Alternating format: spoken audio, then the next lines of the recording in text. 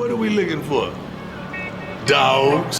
What's good, YouTube? It's your boy Bird. We back on Bird's Eye View with it. Like always, appreciate the love and support. Please continue to like, comment, and subscribe. Stop what you're doing. Smash the like button, smash the subscribe button. Hop in the comment section, comment whatever you want. Of course, I'm dropping daily bangers day by day. You know we got news of the day coming out of Colorado. And we're going to jump right into it, dog. So, of course, we back with another recap with this Colorado football program. Of course, we have a big matchup this week against Corn. Of course, we know the guys are ready to roll without question. How you feel? Good. How you feel? Fired up. How you feel? Good. As we all know, we're coming off our week 1 win against North Dakota State.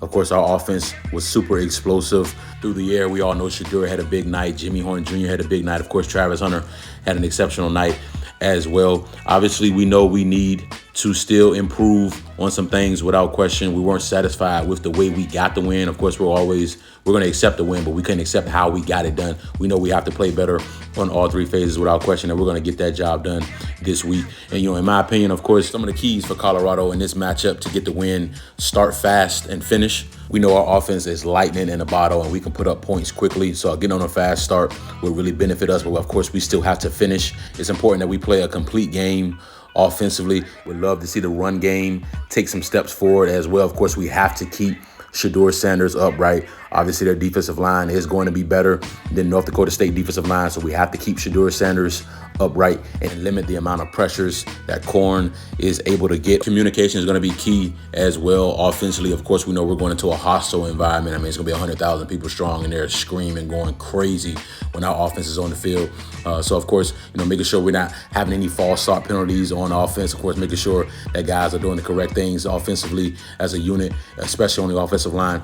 On defense, it's going to be important that we stop the run. Of course, Corn, they're going to run the football. That's their bread and butter. They've been running the football for years. So, of course, they're going to try to run the ball. Our interior defensive line did play really, really well against North Dakota State last week, and our linebackers tackled well. Also, our defense as a whole pretty much tackled well, especially in space. Savion Riley, Shallow Sanders, Levante Bentley, the list goes on, made some key stops in some key moments without question. If we limit the missed tackles and we're disciplined on defense, I believe this defense will have a great performance on Saturday night. I will say, of course, Dylan Raiola, the 5-star true freshman quarterback, is going to spin it a lot better than the quarterback they had last year. His name is slipping my mind right now, but he's going to spin it a lot better. They have a more potent passing game this year just by having a better quarterback under center. And they got a couple guys that can go up and get the football as well, too. I mean, on the Nebraska side, of course, like I said, Dylan Raiola, he was 19 of 27, 238 yards, 2 touchdowns last week. His longest completion was 59 yards. Of course, they had 3 guys rush for over 50 yards against UTEP. Like I said, they love to run the football. That's just their thing. They've been doing that forever. 5 guys got at least 5 carries. So, of course, they're going to run the football without question. Now, obviously, that UTEP game was a blowout. So, it was a lot of carries. They were pretty much running the ball the whole fourth quarter. But on the outside, as far as wide receivers, Isaiah Nair, 6'4", 220, senior out of the state of Texas. Of course, he started his career off at Wyoming. He was second team All-Mountain West there in 2021, 44 catches, 878 yards, 12 touchdowns. He then transferred to Texas, and now he's with Corn. He was their leading receiver last week. Of course, 6 catches, $121. He had a 59-yard touchdown catch. His PFF grade was 78.1, which ranked 30th out of all the receivers in the country. And they also have Jamal Banks. He's another 6'4", 220-pound wide receiver, senior out of Washington, D.C. He had 6 catches as well for 61 yards.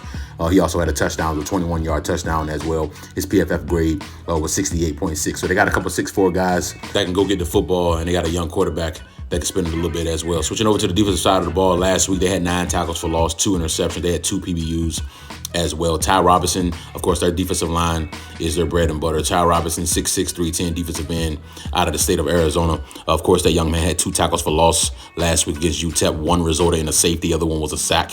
He knocks down a decent amount of passes at the line of scrimmage as well. I know last year he had 6 pass breakups. Jamari Butler is another one, 6'5", 260, defensive end out of the state of Alabama. He had 1 tackle last week, but I mean, he was their guy last year. He was honorable mention all Big Ten. He led Corn in tackles for loss and sacks last year, 8.5 tackles for loss, 5.5 sacks. Nash Hutmaker is another one, 6'4", 310, defensive tackle out of South Dakota. Of course, he's on the Bednarik Award watch list, which is given to the best defensive player in college football. Of course, he started all 12 games at nose last year, had 40 tackles, 8 tackles for loss, 4.5 sacks. He had 3 tackles and 1 tackle for loss against UTEP. Mekhi Bayer and John Bullock, the 2 linebackers. Of course, Mekhi 6'2", 230 out of Jersey. He tied for the team lead in tackles last week. He had 5 of those. He also had 1.5 tackles for loss as well. John Bullock, 6 foot, 230 out of Nebraska. He had a pair of tackles. Malcolm Hartzog Jr., 5'9", $180 out of Mississippi. He tied for the team lead with 5 tackles as well. Of course, he tied Makai. He also had an interception last week. Last year as a sophomore, he had 40 tackles, 1 tackle for loss. He also had 6 PBUs. As a freshman, he led corner interceptions with 3. So he's had a lot of successes. He's been there.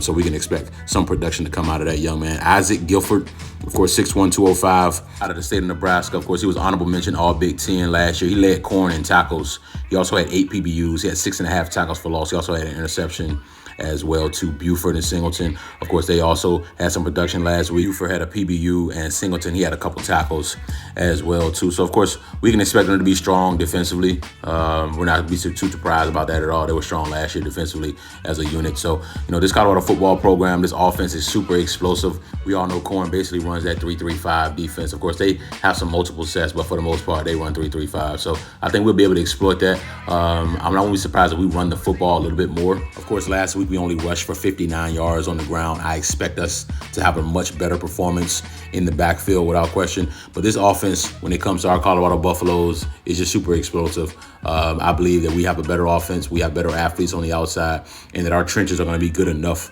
for us to do what we need to do to put on a great performance in Lincoln and come out with a dub. In my opinion, my prediction, my score, I will go 31-21 Colorado. Of course, when you have the best quarterback in the country in Shedeur Sanders, who led all of week 1 in passing, he's second in the nation right now behind DJ. But, Florida State has played 2 games, and DJ only has like 20 more passing yards. So Shedeur will take that spot within the first drive.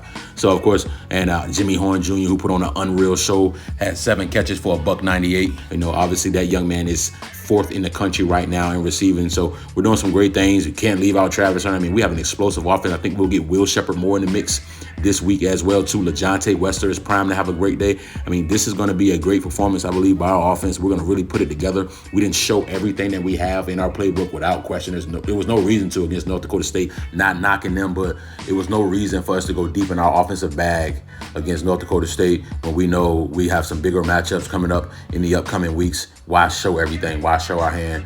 We were able to get the job done with what we did on Saturday. And of course, you can expect some more wrinkles to come Saturday night without question. So as long as our defense is disciplined, we tackle well, we get off the field on 3rd down, we don't have any costly penalties, we just keep our offense within reach. Our offense is going to score points without question. And I expect Shedeur Sanders to light it up in Lincoln. They got a freshman quarterback, man. It's going to be a huge matchup for him, biggest game of his career. I just don't think he beat Shedeur Sanders. So not going to keep it long. Just want to bring you guys on a phenomenal update. Please continue to like, comment, and subscribe. Bird's Eye View, man.